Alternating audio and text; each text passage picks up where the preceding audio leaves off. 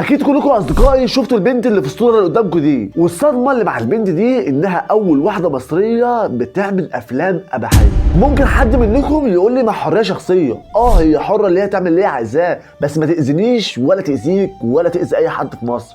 عاوز تفهم؟ هفهمك. وبتبتدي قصتها زي معظم الافلام العربي القديمه، الام غلطت وولدت البنت رمتها في الشارع، أسرة خدتها وبقت بتمشي في الشارع تبيع مناديل. لما كبرت وبدأت علامات الأنوثة تظهر عليها بدأت تشتغل في الكباريهات، ومن ناحية تانية كانت بتلقط رزقها يعني. مشهورة باسم لارا ديابيلا، لكن اسمها الحقيقي لبنى، وكانت عايشة في السيدة عائشة. بسبب شغلها في الكباريهات دايرة معرفة بدأت توسع وبدأت تتشهر في المكان، فتعرفت على واحد مصري عايش بره اسمه شريف طلياني، وده برضه شغال في الأفلام الإباحية. قدر يقنعها إن هي هتبقى غنية وهتمسك فلوس عمرها ما مسكتها في حياتها، وفعلا اقتنعت بكلامه وسافرت وبدأت في تمثيل الأفلام الإباحية.